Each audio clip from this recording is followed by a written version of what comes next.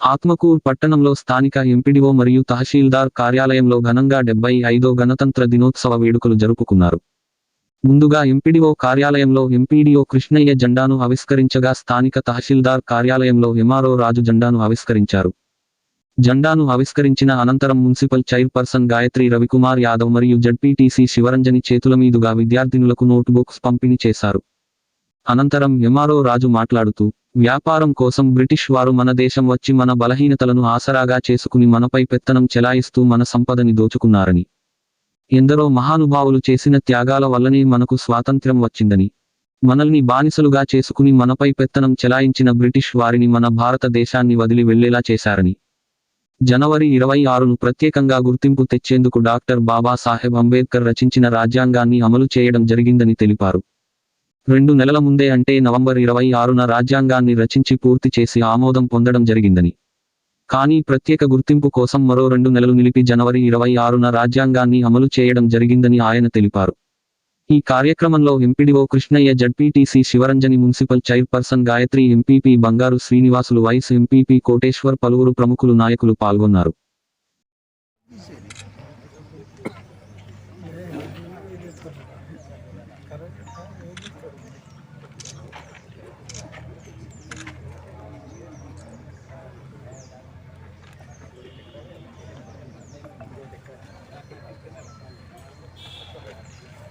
इधर इधर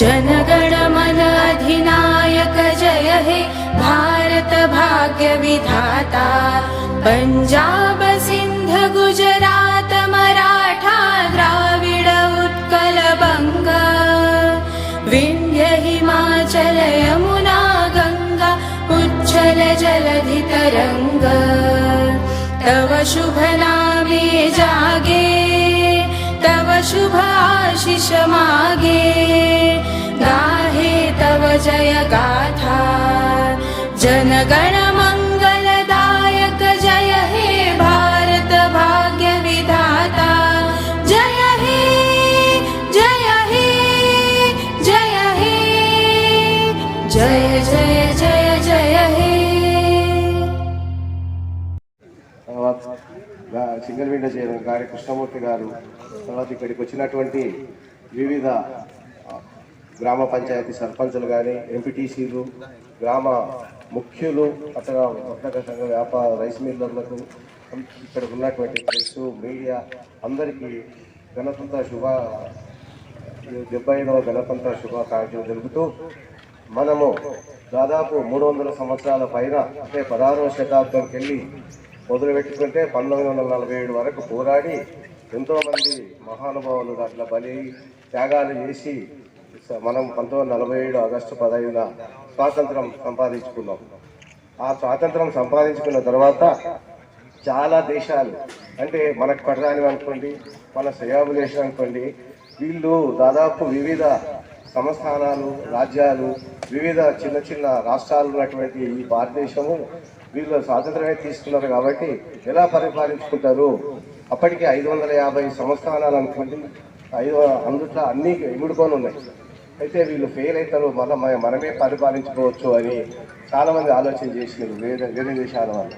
కానీ అట్లా కాకుండా మన దేశంలో ఉన్నటువంటి మేధావులు జవహర్లాల్ నెహ్రూ అనుకోండి, మహాత్మా గాంధీ అనుకోండి, సుభాష్ చంద్రబోస్ అనుకోండి, వీళ్ళల్లా స్వాతంత్రం సంపాదించినాము. కానీ దీన్ని మన దేశాన్ని కానీ మన రాష్ట్రాన్ని కానీ ఎట్లా పరిపాలించుకోవాలి, దీన్ని అంత ఎట్లా విలీనం చేసుకోవాలి, మనకు ఒక చట్టం చేసుకోవాలి అనే ఉద్దేశంతోనే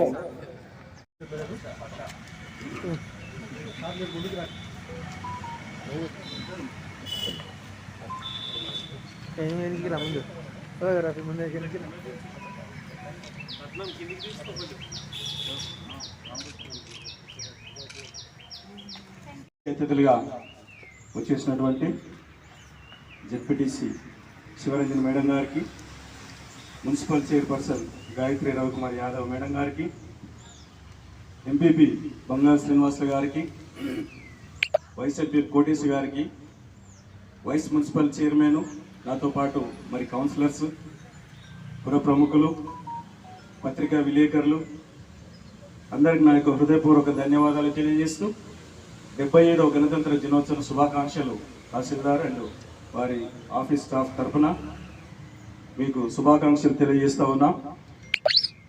నిజంగా ఈరోజు గణతంత్ర దినోత్సవం జనవరి 26, 1950 అమలులోకి వచ్చినటువంటి తేదీ. అంతకంటే ముందు కొన్ని విషయాలు మనము గమనిస్తే నిజంగా మరి 200 సంవత్సరాలు బ్రిటిష్ వారు మన దేశానికి ఒక వ్యాపార నిమిత్తమై ఇక్కడికి రావడం జరిగింది. ఆ వ్యాపారం చేసుకుంటూ మన బలహీనతలు, మన సంపదలను, మనలో ఉన్నటువంటి మరి అసమానతలను వారు గుర్తించి డివైడ్ అండ్ రూల్ పాలసీ, విభజించి పాలించిన దాన్ని వాళ్ళు ఆసరగా చేసుకొని 200 సంవత్సరాలు మనం బానిసలుగా ఈ దేశంలో మనల్ని బానిసలుగా ఉంటూ వాళ్ళు ఈ దేశాన్ని పాలించినటువంటి రోజులు మనకందరికీ తెలుసు. దాంట్లో భాగంగానే మరి 1947 ఆగస్టు 15వ రోజు మనకు స్వాతంత్రం వచ్చింది. ఆ స్వతంత్రం కూడా పూర్తి స్థాయిలో మనకు రాలేదు. అంటే 1947 ఆగస్టు 15 నాడు స్వతంత్రం వచ్చినా అప్పటికి మనము బ్రిటిష్ చట్టాలకు లోబడే మనము చేశాము.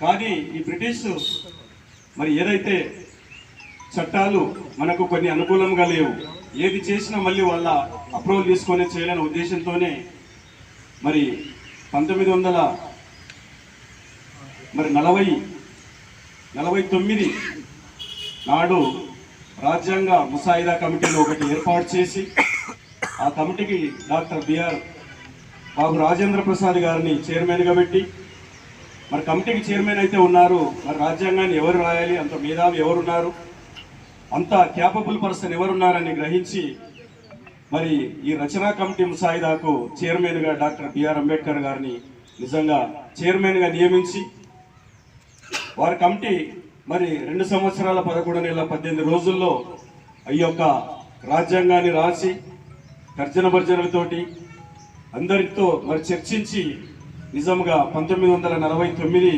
నవంబర్ 26 నాడు దాన్ని ఆమోదించారు. అంటే మరి ఆమోదించడము 1949 నవంబర్ 26 నాడు ఆమోదిస్తే దీనికి ఒక ప్రత్యేకమైనటువంటి తేదీ ఉండాలి, గుర్తింపు ఉండాలనే ఉద్దేశంతో 2 నెలలు ఆగి దాన్ని అమలులోకి తెచ్చింది మాత్రం జనవరి 26, 1950. ఈ విషయాలు నిజంగా మనం చాలా గుర్తించుకోదగ్గ విషయాలు. మరి ఈరోజు ఆ యొక్క రాజ్యాంగం ప్రకారమే ఈరోజు రిజర్వేషన్స్, తర్వాత ఒక దేశాన్ని పాలించే నాయకుడికైనా, ఒక రాష్ట్రాన్ని పాలించే నాయకుడికైనా, ఒక గ్రామాన్ని పాలించే నాయకుడైనా మరి యొక్క రాజ్యాంగానికి లోబడి మరి ఈరోజు న్యాయస్థానాలు కూడా ఆ యొక్క రాజ్యాంగానికి లోబడే మనము చూస్తూ ఉన్నాం, పరిపాలిస్తున్నారు, తీర్పులు ఇస్తూ ఉన్నారు. కాబట్టి ఇంతటి గొప్ప గణతంత్ర దినోత్సవాన్ని మనకు అందించినటువంటి మహానుభావులను మనం గుర్తు చేసుకోవడం ఎంతో మరి హర్షించదగ్గ విషయము.